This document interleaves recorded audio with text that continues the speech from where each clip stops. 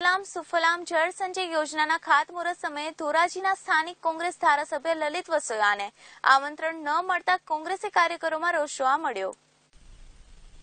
રાજકોટના ધોરાજી તાલુકાના ફરેણી ગામે સુજલામ સુફલામ જળ સંચય યોજનાના ખાતમુહૂર્ત સમયે ધોરાજીના સ્થાનિક કોંગ્રેસ ધારાસભ્ય લલિત વસોયાને આમંત્રણ ન મળતા કોંગ્રેસી કાર્યકરોએ વિરોધ કર્યો, જેમાં લલિત વસોયા અને ડેપ્યુટી કલેક્ટર તુષાર જોશી વચ્ચે બબાલ સાથે ધારાસભ્ય લલિત વસોયાએ આપી ગાળો, જેમાં તંત્ર દ્વારા પોલીસ બંદોબસ્ત ગોઠવી દેવામાં આવ્યો હતો, જેમાં રાજ્યમંત્રી જયેશભાઈની અધ્યક્ષતાથી આ કાર્યક્રમને પૂર્ણ કરવામાં આવેલ।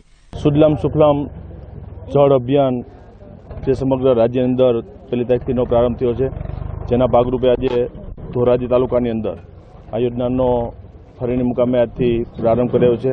પહેલી તારીખથી સમગ્ર ધોરાજી તાલુકામાં આ જળ સંચય અભિયાનનો પ્રારંભ કરી દેવામાં આવ્યો છે।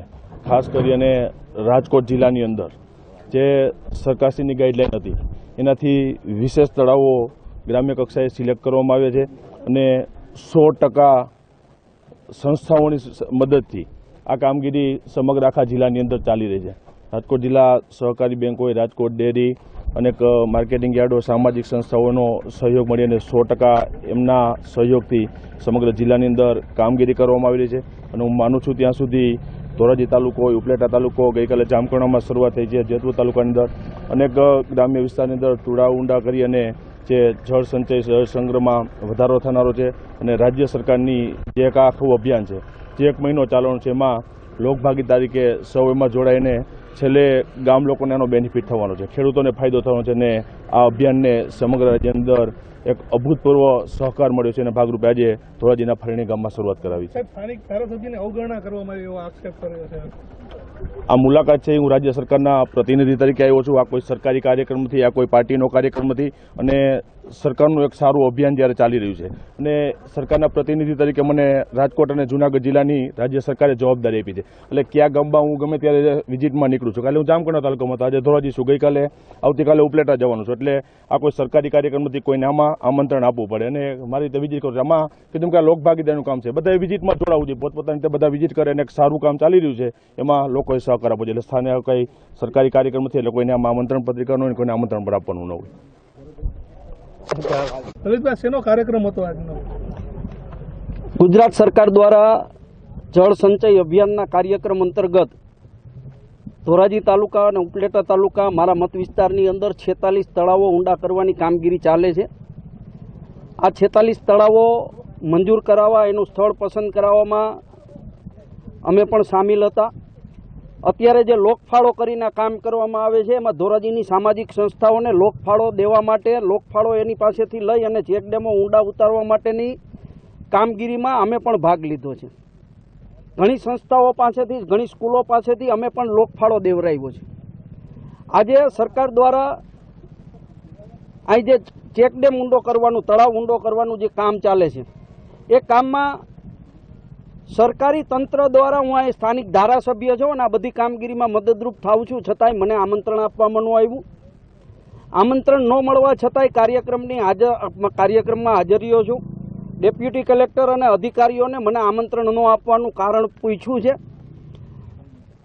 સરકારના જે આ અધિકારીઓ છે, હું તો સ્પષ્ટપણે માનું છું અને સ્પષ્ટપણે મીડિયાની સામે પણ કહું છું કે ધોરાજી અને ઉપલેટાની અંદર જે ખનીજના માફિયાઓ છે, જે રેતી ચોરી કરે છે, જે કાળા પથ્થરની ચોરી કરે છે, એ ભૂમાફિયાઓના ઈશારે આ સરકારી તંત્રના અધિકારીઓએ મને આમંત્રણ નથી આપ્યું અને મને એવોઇડ કરવાની પ્રયત્ન કરે છે। પણ હું એમાં પણ કહું છું કે 30 વર્ષથી રાજકારણમાં છું અને સતત સંઘર્ષ કરીને આ કક્ષાએ પહોંચ્યો છું અને સંઘર્ષ કરતા અચકાઈશ નહીં, આનાથી કદાચ વધારે સંઘર્ષ કરવો પડતો હશે। કાયદાને નેવે મૂકીને કાયદાનો ભંગ કરવાનો થતો હોય છે તો કાયદાનો ભંગ કરવાનો પણ અમારી તૈયારી છે, પણ સ્વમાનના ભોગે ધોરાજી અને ઉપલેટા વિસ્તારની અંદર કાંઈ ચલાવી લેવામાં નહીં આવે।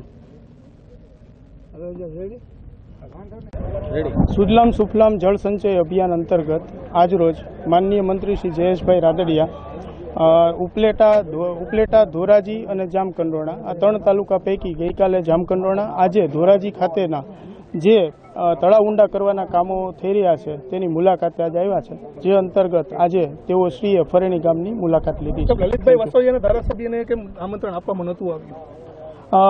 સૌપ્રથમ તો આ સાહેબની મુલાકાત છે એ સાહેબ કામો જોવા માટે નીકળ્યા હતા, એટલે સ્થળ કે એવું કંઈ સમય હજી કોઈ નક્કી નહોતો.